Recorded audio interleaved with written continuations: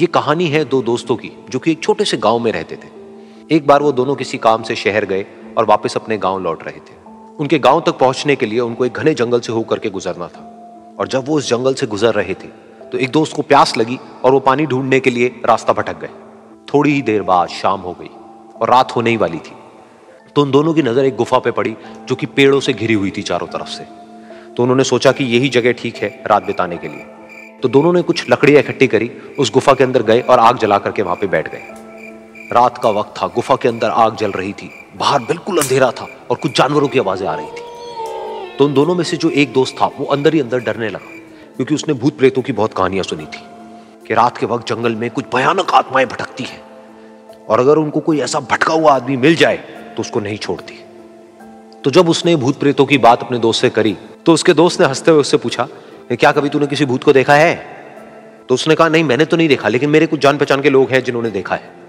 तो उसके दोस्त ने उसको समझाने की बहुत कोशिश करी कि यार ऐसी सुनी सुनाई बातों पर विश्वास नहीं करते हैं, अब तू सो जा और मुझे भी सोने दे, मुझे नींद आ रही है। और इतना कह करके उसका दोस्त वहीं पर लेट गया और थोड़ी देर में सो गया।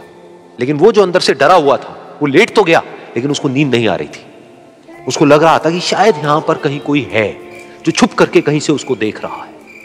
उस आग की वजह से कुछ परछाइयां बन रही थी वहां पर पत्थरों पर, तो उन परछाइयों को देख करके भी वो डर रहा था। फिर कुछ घंटे तक ऐसे ही चलता रहा। फिर उसके बाद में क्योंकि वो थका हुआ था तो उसको नींद आ गई। लेकिन नींद आने के कुछ देर बाद ही उसको एक सपना आया।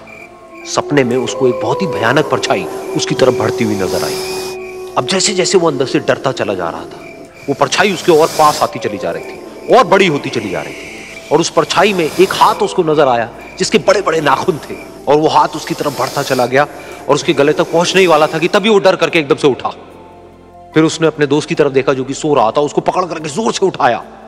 फिर उसने अपने दोस्त को बताया कि उसके साथ में क्या हुआ। तो उसका दोस्त फिर हंसने लगा। फिर उसके दोस्त ने उसको कहा, अब अगर दोबारा से तुझे वो परछाई दिखे तो तू वही कहियो जो मैं तुझे कह रहा हूं कहने के लिए, फिर देखते हैं वो परछाई तेरा क्या करती है। तुझे अपने अंदर ही अंदर बोलना है, मैं तुझसे नहीं डरता, सामने आ। तो उसके दोस्त ने वैसा ही किया। थोड़ी देर बाद दोबारा से उसको सपने में वही परछाई नजर आई और वो परछाई धीरे धीरे उसकी तरफ बढ़ने लगी।